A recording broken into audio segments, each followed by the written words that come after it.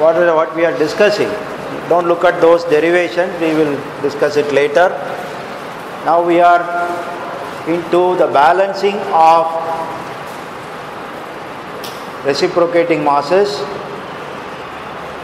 Why don't you come in the front? You want to break your nexus. Now you take a spiral crank mechanism.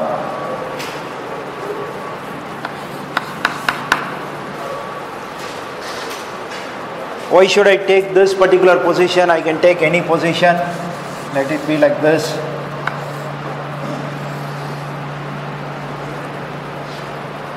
This is the crank position. So you know that you can now say at what direction the acceleration of the piston is acting.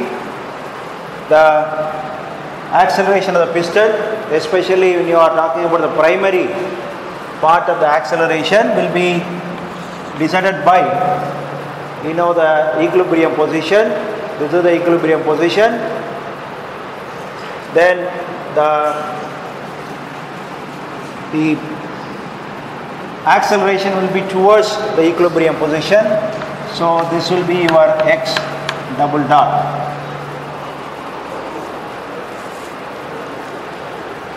So the net force acting on the piston also will be in the same direction, that is F. The value of F is given by m omega square r cos theta. That is the primary force alone. Secondary balancing we are not going to touch.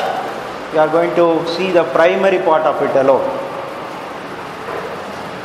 So the primary inertial force will be just opposite to it. That will be given by small f.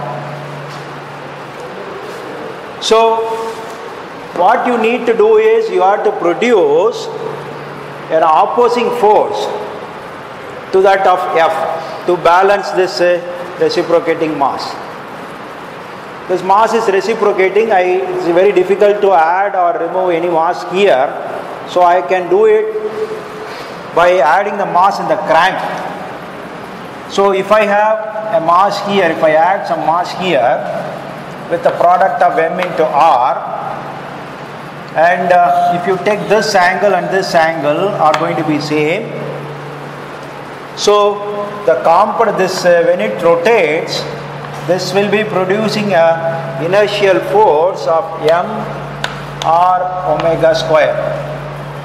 The component of that particular inertial force along this direction or line of action is going to be m omega square r cos theta. So m omega square r cos theta is the force along this action, whereas this inertial force to be balanced is also m omega square r cos theta. So by just keeping the mass in the opposite of the crank, will be able to produce a force that will exactly balance the inertial force. So the force along the line of action is cancelled, but however you see that this particular force has a vertical component as well, that is given by m omega square r sin theta. Essentially, by adding the mass in the crank, you have just shifted the direction. Instead of the inertial force acting along this, you have shifted the direction, the vertical direction. So it may move up and down. So what is the point in just shifting the direction vertically? It may not be very useful. Suppose you think of a two-wheeler, a scooter. Scooter is having a single cylinder engine is like this. The inertial force is an oscillating force. It is not a constant force, because you see that m r omega square cos theta is going to change. So this magnitude is continuously changing. Such a changing force will induce vibrations into the system. As a rider, if you are experiencing a vibration in any part, for example handle of that, it doesn't matter whether that is produced horizontally or vertically. Anyway, that vibration will come to you. So I cannot claim that I have done justice by this providing a mass here, wherein the horizontal part is cancelled, but vertical part still remains. I just diverted the problem. So what is the trade-off? What we can do? The trade-off is like, I cannot, it is now clear that it cannot be balanced fully. So what I can think of is I can go in for a compromise. I can, instead of full balancing,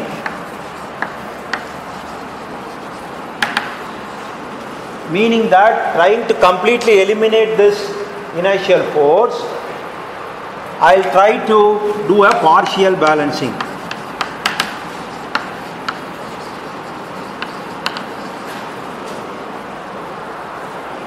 You see, instead of completely eliminating to say 0, I try to reduce, because it is not possible now. I can try to reduce it as much as possible. How much you can reduce? Say I can say it is 50% or 10%.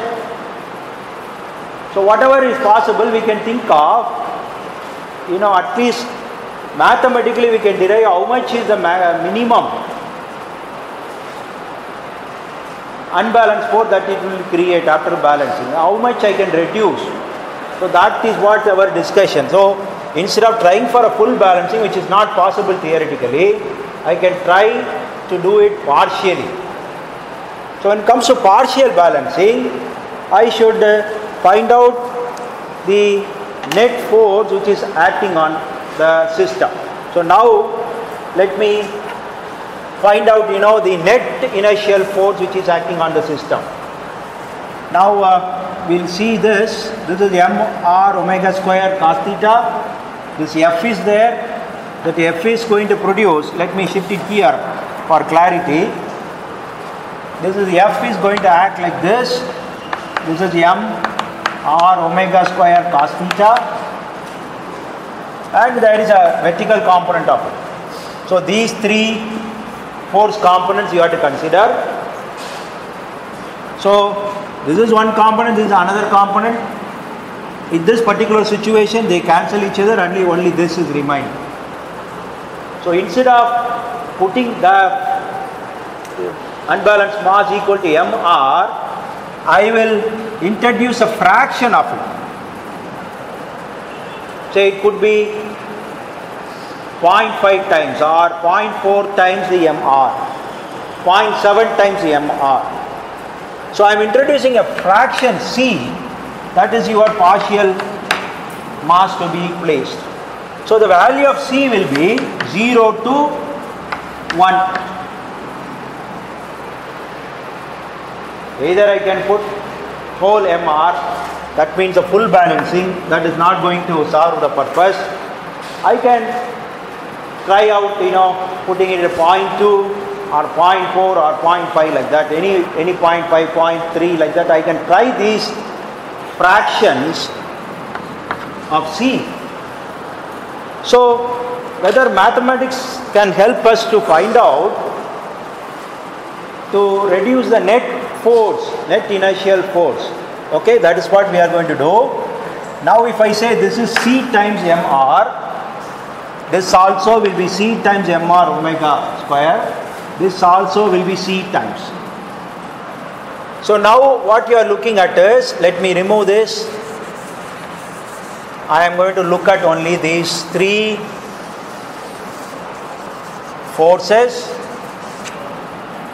Now you see this is c times m omega square r, this is m omega square r. So they are collinear. By algebraically I can add these two forces. So what will remain is here 1 minus c times m r omega square cos theta. You agree? because in one side you have mr omega square, other side c times, so that is in the opposite direction, that should be subtracted. So what will remain here as the force is 1 minus c times mr omega square cos theta. The vertical direction, you have c times r omega square sin theta. So the net force, net inertial force that will be acting will be the vector sum of these two. So I can say that F net, the net force, net inertial force will be equal to 1 minus c times mr omega square cos theta whole square plus the c times mr omega square sin theta the whole square, and you have to take the square root of it. This is the magnitude of the net inertial force acting. I am not going to add the mr fully, I am going to add only the fraction of it. So if I add the fraction of it, next inertial force produced will be this. Still there are cos and sin, it is not going to be a constant. As the angle changes, it is going to change. But what is our intention? Our intention is to find out for what value of C, F net will be minimum. Okay? But if you look at this particular function, it can change by theta, it can change by C also. So there are two variables here. So I should be able to find out the C value at which this F net is a minimum. That brings us to a little bit of mathematics here as to your application of your calculus. So I don't want to waste the time on that, but just I have given here, we will go step by step here. So F net is 1 minus c square mr omega square cos square theta plus c square mr omega square sin square theta. Now mr omega square is common in both, so I take this out. Then what is left is 1 minus c square cos square theta plus c square sin square theta. I don't want to handle every time with mr omega square also, because this is a constant. I say this term, which is a variable, which is a function of c and theta, you can take that particular thing as k. If this term k is minimum, this f net is also going to be minimum. So to avoid clumsiness, I use that particular term as k. So f net is to be minimum, k should be minimum. So now I differentiate this with respect to c. So dk by dc. So this differentiation I have done and equated to 0. What I find is, if we go step by step here, I find c is equal to cos square theta. I am not getting the straight away answer, numerical value expected, but now I am differentiating with respect to c. I get a value c is equal to cos square theta. Now this is a function of two variables. The minimum of this thing will be when both of them are minimum. Okay. Now I substitute that c is equal to cos square theta in k. Okay. So now I can say that this k, when you substitute this as k, this thing, I can call that as say k1, because this is slightly modified. It meets a condition that the c is minimum. So if I take this as k1 and substitute here for c as k square theta, I get these terms. Then you see that you finally this comes to sin square theta cos square theta. So k1 becomes sin square theta and cos square theta. Now if you differentiate this with respect to theta and equate to 0, then you see that this yields, if you go step by step here, then it leads to cos theta equal to sin theta. That is possible when theta equal to 45. So what is the value of C? Now you substitute here, C is equal to cos square theta. So C will be equal to cos 45 square, that is cos 1 by root 2 square, that is equal to half. So at what fraction of this mass you will get a minimum net inertial force is that when you put this C as 0.5.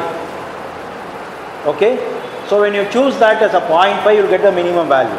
That is how you see that your mathematics helps us to decide. Otherwise, if you choose by iterative method, it may not be giving you the optimum value.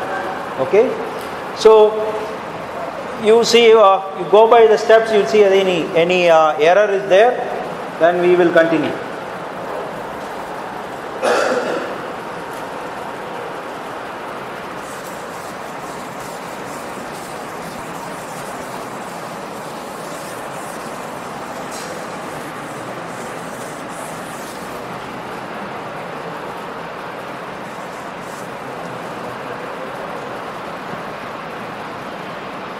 So what we essentially would be doing is we will be doing a partial balance of a slider crank mechanism. We will simply add the mass of the time of the mass m into r.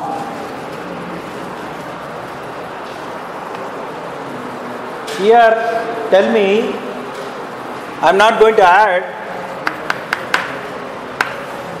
mass mr here, but I am going to add only half of this, so that the net force, net inertial force will be minimum. Okay, so what will be the value of it if you choose? If you substitute, what will be the numerical value of F net? That is equal to mr omega square root of 1 minus C, that is 0.5 square cos square theta plus C is 0.5 square sin square theta.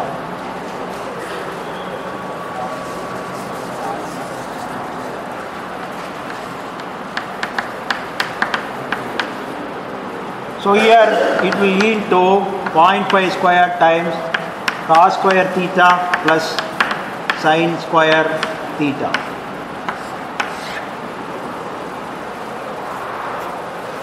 So this will become 1, so it is square root of 0.5 square.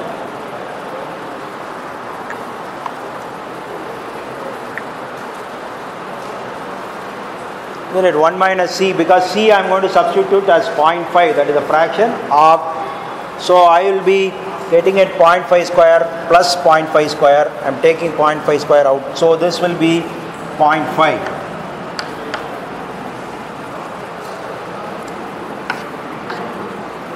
So net, yeah.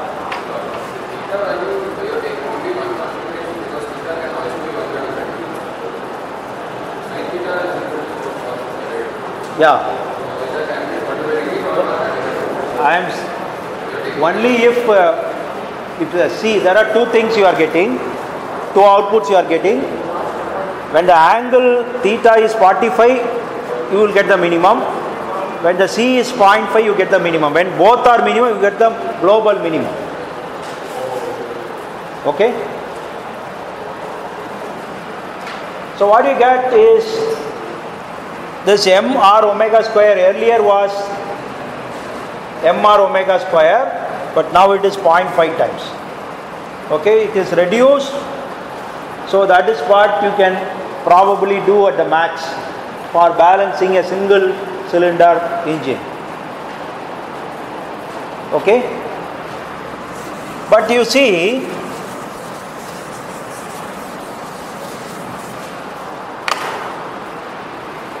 even if you try this partial balancing, the secondary forces are not addressed at all. So with this kind of an engine, primary forces are partially balanced.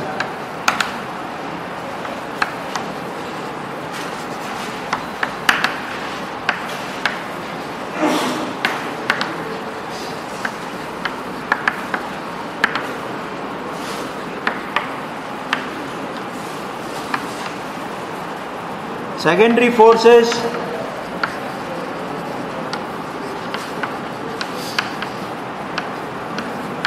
are not balanced.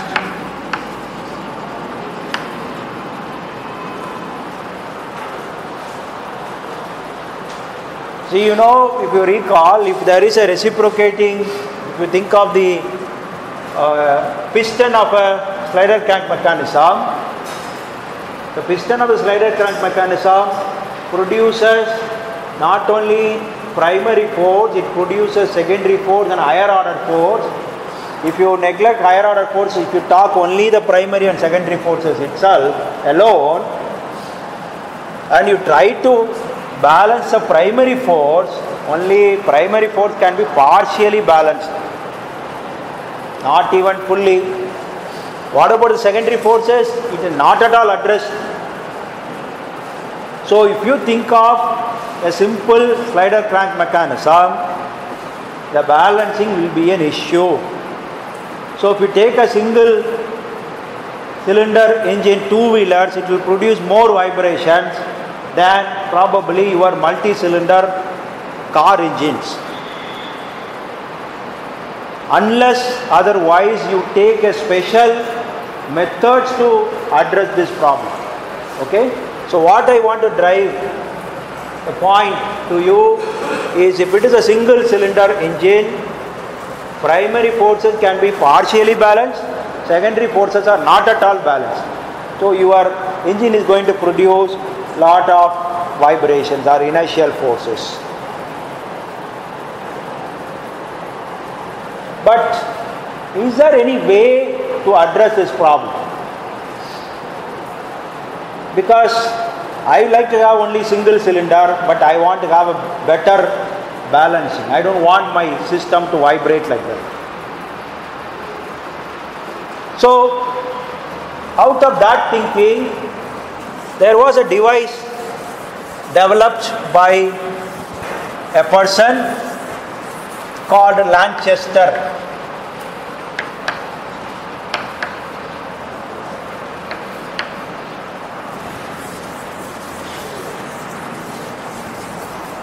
He came out with a device which is called after his name, Lanchester balancer. What Lanchester balancer will do is, it will be able to produce a force of varying magnitude. It will be able to produce a force equal to mr omega square cos theta. That is not a problem. mr omega square cos theta I can produce by in a rotating unbalance as well. But Lanchester balancer will be able to produce a force of mr omega square cos theta in a line. So it will be able to produce a force in a line which is varying like that. So his clever idea is about two rotating masses. So you can think of a wheel which is supporting the unbalanced mass.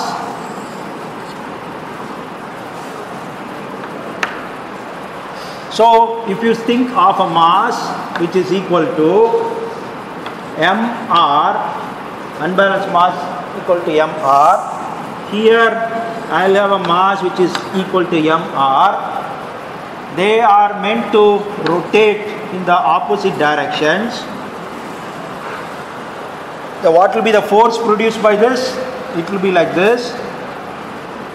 It will be force produced by, will be like this. So you think of this angle as theta, this angle will be minus theta. This is the opposite direction. So now you find out the sum of these two forces. So this will be my, say probably this vector mr omega square So here the force produced by the bottom wheel, the mass unbalanced force is mr omega square. So if you find the resultant in the horizontal direction, you can think of a components in the horizontal direction and vertical direction. So resolve this into horizontal component and vertical component of it. So what you will get is the horizontal components are in the same direction. So what you will have in the horizontal components is 2 times mr omega square cos theta. The vertical direction is mr omega square sin theta, and here again mr omega square sin theta, they will cancel each other. So you think of 2 wheels or 2 masses which are rotating in the opposite direction. The rotational unbalances produce mr omega square in that direction.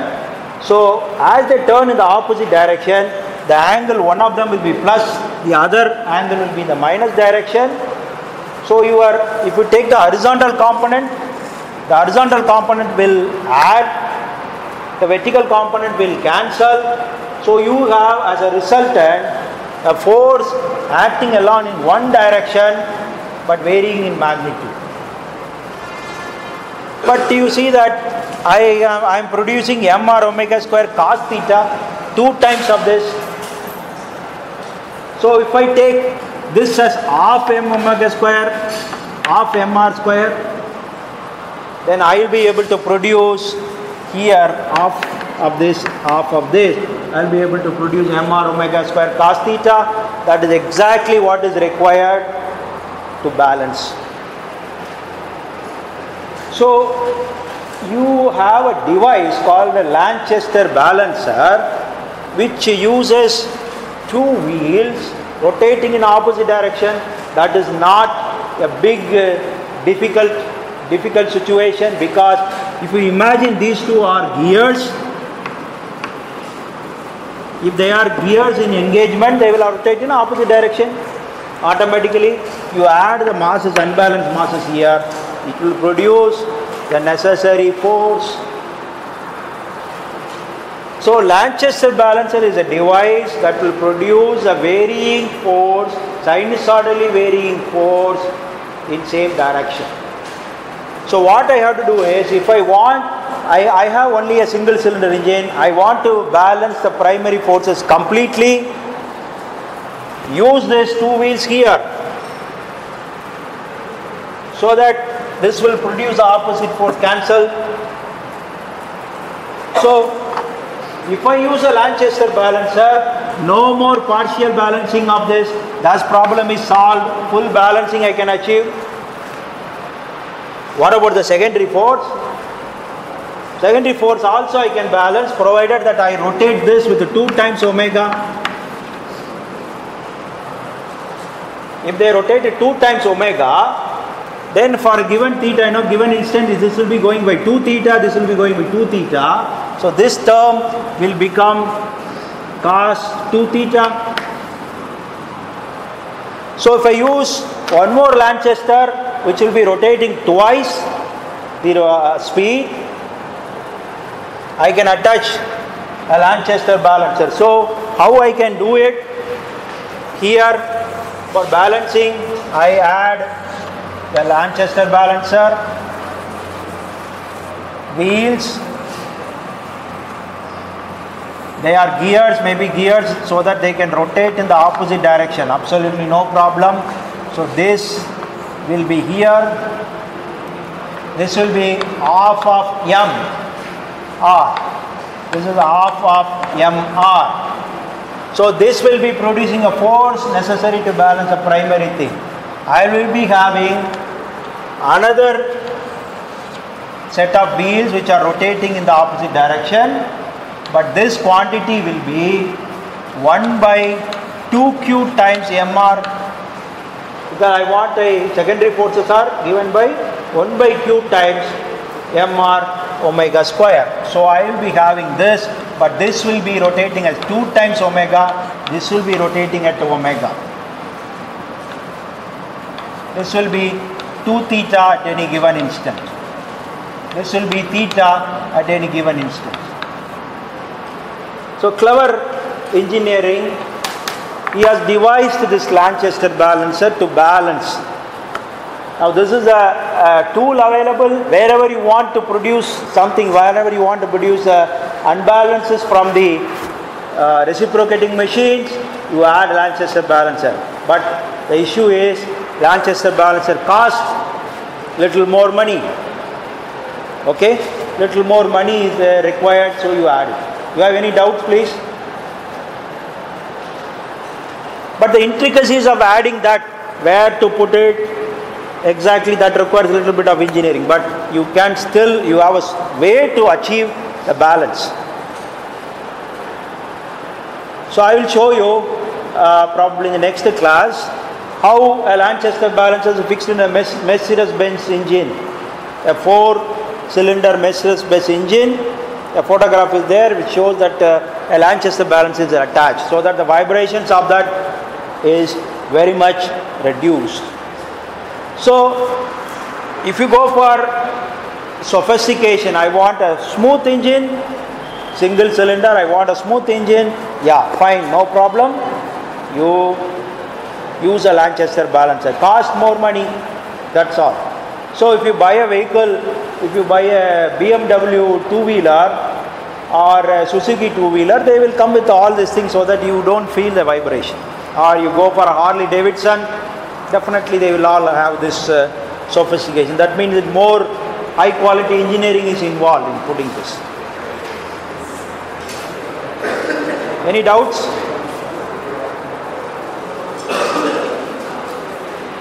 So when with this I think we are closing the topic of balancing a single cylinder engine. What is the extracts of it? Single cylinder engine, primary force balancing, you can do it only partially. Secondary forces cannot be balanced at all. But if you use a device called Lanchester balancer, it is possible to do it. But if you could afford the second cylinder also, if you put them in the opposite directions, then you can achieve complete balance called the BOP system, that is balanced opposite piston arrangement. Okay. Now our next task is to deal with, like what we did in the rotating system. We started with a single mass. Then we moved to several masses in a plane. Then more complicated system of several masses in several planes. Now it is our this thing, reciprocating mass also. We have to move for multi-mass, or to tune with the slider tank mechanism, we can say about the multi-cylinder engine.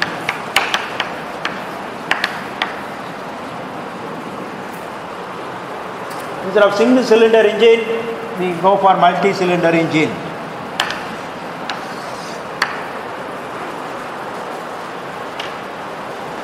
The question is, why at all we should go for a multi-cylinder engine?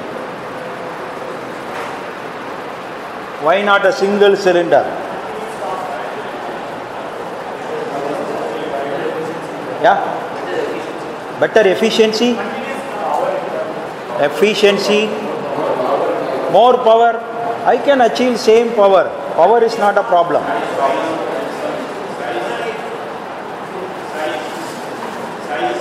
Size? Probably I can, get the shape. Let me tell you, Maruti 800 means it is 800 cc. Maruti 800 is 800 cc. TVS 50 means it is approximately 50 cc. Some of them are having, say, 1 liter, means 1000 cc. So 1 liter is not a big, the volume. I can have a single cylinder to have one this thing. Okay, it's not a, the size is not going to shrink. I can have a single cylinder, means I can have a single spark plug, or I can have many problems on fuel injector. If it is that a single thing is sufficient, I need to have only 2 valves. So many problems could be solved. Continuous torque. Okay. So it is related to the way we get the torque. So you know that unlike your rotary system, like your turbine, if you take a turbine, the power production is continuous. So if you look at the power production, produced power with respect to, probably here I'll take time to start with. A rotary engine, like a jet engine, the power production will be continuous. Whereas if you take a reciprocating engine, the power production is not continuous. You know that there are 4 thermodynamic processes are to be completed, namely your suction, compression, power and exhaust. 4 thermodynamic processes to be completed. If you complete this in 2 mechanical strokes, then it is called a 2-stroke engine. You know the term stroke now.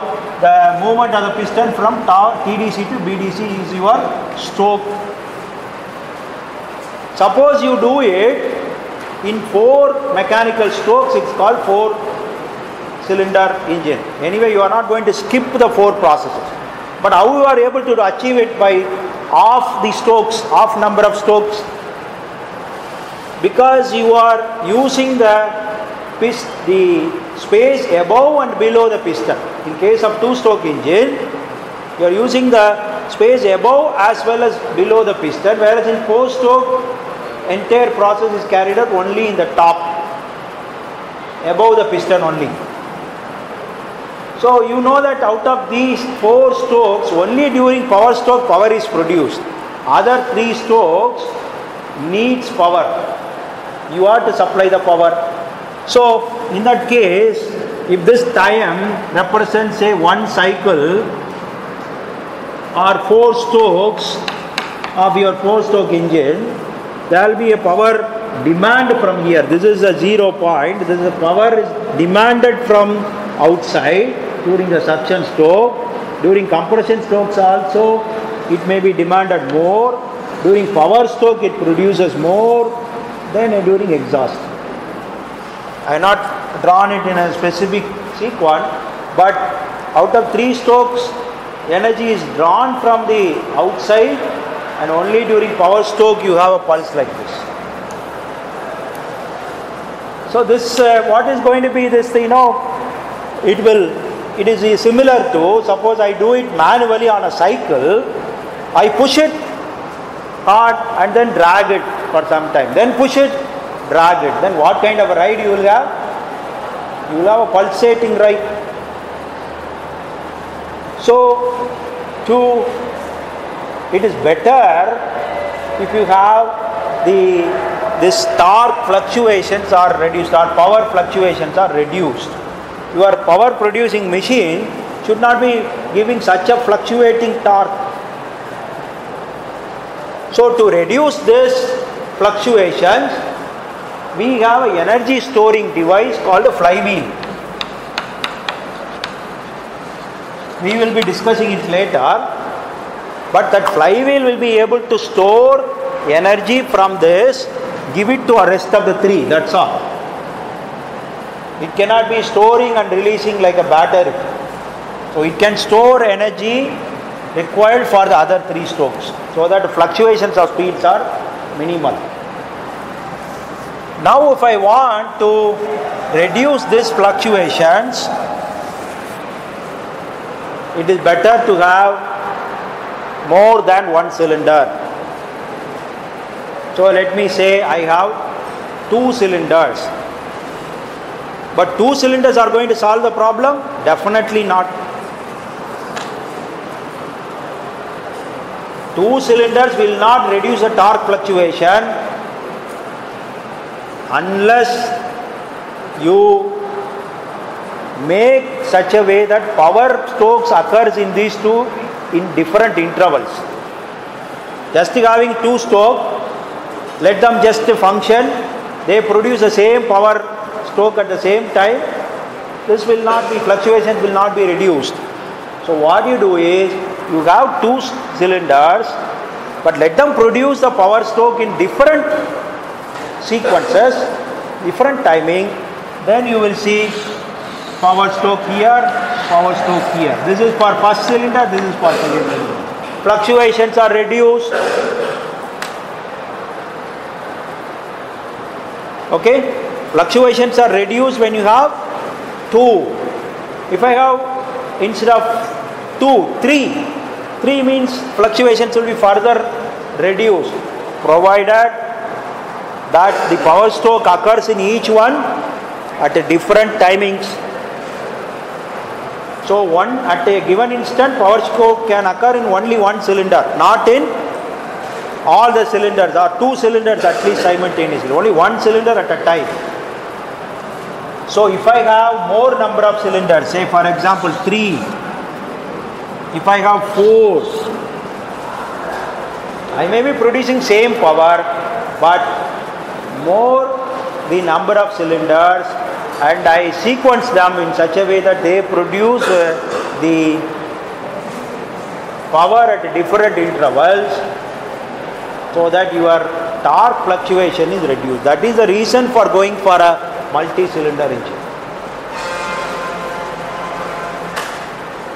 So that is one reason. There is another reason for it. Another reason is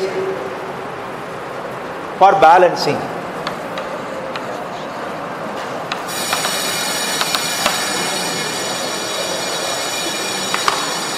So if we have a multi-cylinder, by arranging the pistons in a particular way, I will be able to balance.